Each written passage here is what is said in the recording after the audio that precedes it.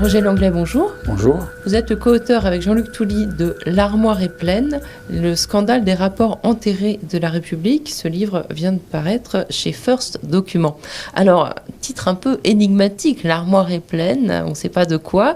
On comprend que ce sont des rapports. Alors, quel genre de rapports on ne sait pas forcément. Comment vous est venue l'idée de ce livre avec ces rapports enterrés de la République ? Alors, en fait, l'idée est venue au fil des années. Elle n'est pas venue d'un coup. C'est à force de travailler, de faire des enquêtes, de découvrir finalement que sur tous les grands scandales sanitaires, économiques, et il y en a et dans tout un tas de domaines, les rapports, notamment de la Cour des comptes, mais il y a beaucoup d'autres services aussi qui font de très bons rapports, très souvent, et qui nous permettent à nous, journalistes d'investigation, finalement, de dévoiler des vérités qui étaient là, dans des placards. Qui étaient faites pour ça d'ailleurs, c'est-à-dire des documents et des études qui simplement expliquent les problèmes de façon souvent très sérieuse, très détaillée, puis les solutions qui existent, mais que personne ne met jamais en œuvre. Et au fil des années, l'idée nous est venue de faire un livre consacré à ce sujet même, c'est-à-dire ce fleuve continuel de rapports sur tous les problèmes, qui montre que notre République a une conscience, il y a des gens qui travaillent, etc., vraiment à établir objectivement, on va dire au-delà du discours politicien et électoraliste, donc à établir l'état des problématiques et les solutions existantes, et personne ne semble les lire. Alors, l'étendue de ces rapports permet de dégager plusieurs thèmes que vous dévoilez au fil du livre. On va commencer par le premier. Vous avez choisi aussi de le mettre en premier dans le livre. C'est le thème de la santé. Alors, dans ce livre, donc, vous évoquez tous les rapports concernant la santé, les effets de certains médicaments, les rapports j'allais dire douteux entre l'État et les laboratoires pharmaceutiques, le problème aussi des hôpitaux et de certaines maladies nosocomiales, des choses qui touchent vraiment la vie et la mort des gens, mais qui restent sans réponse. Alors c'est pour ça qu'on a voulu commencer par ce chapitre-là, parce que là il y a mort d'hommes, et beaucoup de morts. Là, on est vraiment devant le fleuve macabre qu'on pourrait éviter si on prenait en compte un peu, ne serait-ce qu'un peu, les rapports qui s'accumulent, qui sont énormes. C'est-à-dire ce qu'on voit finalement, c'est que depuis des décennies, parfois depuis plus d'un siècle, on a des rapports sur le sujet, on a les solutions, on a les coûts du fait de ne pas mettre en œuvre de solutions, parce que c'est la plupart du temps beaucoup plus coûteux. Alors là, sur le plan humain, c'est carrément plus coûteux, puisque ça se traduit par des millions de morts évitables. Bon. Alors, par exemple, les infections nosocomiales. Bon, alors on sait, mais des choses parfois toutes bêtes qui sont rappelées dans des milliers de rapports, parce qu'on en est là. Comme les infections nosocomiales, c'est-à-dire le circuit du linge sale, par exemple, à l'hôpital, qui pourrait être organisé de façon beaucoup plus précautionneuse, puisque beaucoup de maladies nosocomiales, beaucoup de microbes en fait sont transmis par le linge sale qui est entreposé à certains endroits, qu'on entrepose mal, etc. Dans la manipulation des patients aussi, et puis bien sûr dans tout simplement le nettoyage des mains entre deux patients, entre différents actes, chose qui finalement était oubliée par le personnel soignant, beaucoup par les médecins aussi, et qui nous font tomber des nues, puisque c'est la révolution pasteurienne, c'est quand même de se laver les mains avant de passer à table, par exemple, on a tous appris ça, il a fallu des générations de rapports, et puis finalement commencer à sévir, vraiment, pour que les soignants commencent à adopter ce geste qu'on pensait complètement acquis par le corps médical.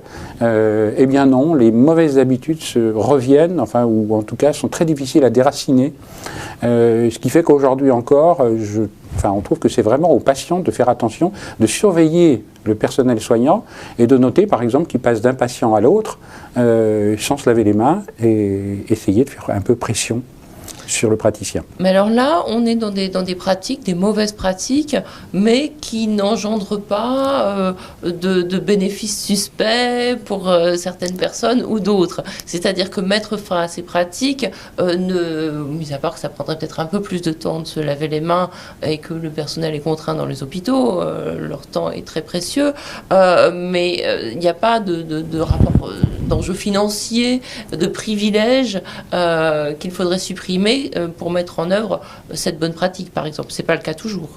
Alors, là, on est vraiment dans les mauvaises habitudes, des mauvaises habitudes qui parfois peuvent concerner d'ailleurs des intérêts financiers, des conflits d'intérêts, des prévarications, enfin de la corruption, des commissions discrètes et tout ça.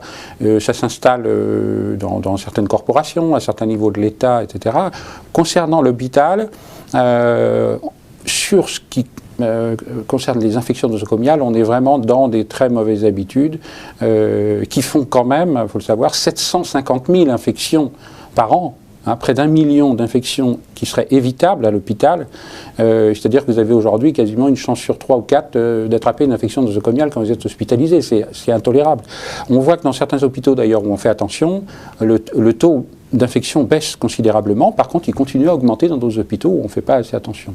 Est-ce que vous avez constaté une différence entre l'hôpital public et l'hôpital privé à ce Alors, niveau-là ? les études qu'on a pu voir, on ne voit pas de grosses différences. Les différences, on les voit là où les équipes de conseil, on va dire, sur les infections nosocomiales, on le voit aussi sur la douleur, par exemple, quand elles interviennent, quand l'établissement veut bien les recevoir, et il y a une sensibilisation à ce moment-là du personnel soignant, les pratiques s'améliorent très rapidement. Après, c'est le chef d'établissement, évidemment, qui donne le là, et qui fait que si lui-même n'est pas très scrupuleux, en dessous, il y a une capillarité. On le voit au chapitre sur la corruption, par exemple, même si ce n'est pas tout à fait comparable. Là, lorsque la tête est corrompue, les mauvaises habitudes se prennent sur l'ensemble de la pyramide, jusqu'à la base. Et pour les infections nosocomiales ou les autres problèmes de manque de qualité des soins, c'est exactement la même chose. Restons encore un petit peu sur le domaine de la santé, parlons quand même des laboratoires pharmaceutiques, parce que là, il est question de conflits d'intérêts, très, très clairement. Alors, il y a là aussi des générations de rapports sur les relations suspectes, on va dire, et même coupables, en fait, entre les vendeurs de médicaments que sont les labos pharmaceutiques et les dispensateurs que sont les médecins. Et là, on a des relations donc il faut vraiment remettre en cause, qui continuent à être très délétères pour le patient, puisqu'aujourd'hui, on a des médecins, en gros, qui continuent à se payer leurs vacances avec grâce au volume de médicaments et de certaines marques, etc., avec des accords. Donc il y a plus de transparence aujourd'hui, notamment sur les repas, pris avec des représentants les VRP, en fait, des labos, qui leur placent des médicaments. Il y a quand même encore des expérimentations à l'insu des patients avec certains médicaments dans des phases qui ne sont pas encore bien étudiées et qui rapportent aussi pas mal d'argent aux médecins. Et donc on a vraiment tout un tas de pratiques là qui vont pas du tout, avec des médecins qui ont du mal à s'imaginer qu'ils pourraient vivre sans avoir ces petits avantages. Et donc ça ne va pas du tout. Et là aussi, on a une mortalité qui serait évitable et une morbidité aussi, c'est-à-dire des malades qui ignorent, par exemple, que ce sont les médicaments, alors que le médecin, lui, de son côté, va faire le signalement au labo en disant « là, on a eu un problème », vous voyez, mais avec la culpabilité toujours et la culture du secret. Et ça ne va pas du tout. La plupart du temps, même le patient soi-disant éclairé ne l'est pas du tout. On lui fait signer des choses. Je pense aux personnes âgées en particulier surmédiquées, qui sont vraiment des éponges à médicaments. Et ça, c'est des situations tout à fait anormales, parce qu'encore une fois, il y a mort d'homme. Ce que vous nous dites à l'instant, c'est qu'un médecin peut signaler qu'un médicament a eu un effet néfaste, délétère chez un patient, mais ne va pas dire à ce patient qu'il est malade à cause du médicament. Et quand on l'interroge, donc il répond c'est pas la peine de l'angoisser pour rien, par exemple, puisque ça va passer. J'arrête de donner ce médicament, ou il y avait là une interaction qu'on n'avait pas bien mis en valeur, donc j'arrête de prescrire ce médicament, tout va rentrer dans l'ordre. C'est pas la peine de dire au patient. Vous voyez, donc il y a. Alors là, je regarde de façon très extérieure quand on discute en tête-à-tête avec le médecin, qu'on le connaît un peu, etc. On arrive aussi à voir effectivement les éléments humains, on va dire, et les bonnes intentions du médecin. C'est pas toujours. Mais le problème reste que le médecin n'arrive toujours pas, de façon générale aujourd'hui, à faire entrer le patient dans un niveau de responsabilité plus ou moins égal au sien, et à partager réellement la décision avec lui. Pour lui, c'est de l'embarras. Et puis, il y a tout un tas de prétextes du type on va lui créer de l'anxiété pour rien, il n'a pas les éléments pour juger de façon objective et avec sérénité, on va provoquer des émotions négatives inutiles, il va peut-être même y avoir un effet placebo négatif, enfin vous voyez, voilà. On est toujours dans des bonnes justifications comme celle-là. Maintenant, quand on creuse, on découvre que ça ne va pas du tout. Il y a trop de patients par jour.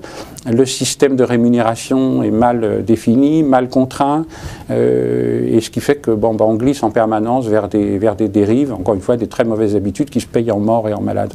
Et alors, vous dites que dans ces fameux rapports que vous avez déterrés, il y a des solutions. En l'occurrence, là, sur cette affaire des prescriptions de médicaments douteux ou ces interactions douteuses, quelles seraient les solutions? Alors, les solutions, quand je dis ça au PDG des labos, donc, il manque de s'évanouir aujourd'hui, à mon avis, ce serait la nationalisation des laboratoires pharmaceutiques. Là, on est en plein dans l'intérêt général, et la confusion de l'intérêt particulier ou des logiques d'actionnaires et celle de l'intérêt de la santé publique, qui est vraiment l'intérêt majeur, l'intérêt général majeur. Donc là, on a une contradiction qui est absolument insupportable, parce que le profit, là, se fait non pas en soignant des gens, fondamentalement, mais en vendant coûte que coûte des produits qui ne sont pas forcément bons pour la santé, et qui parfois même ne soignent pas, mais tuent, tout simplement.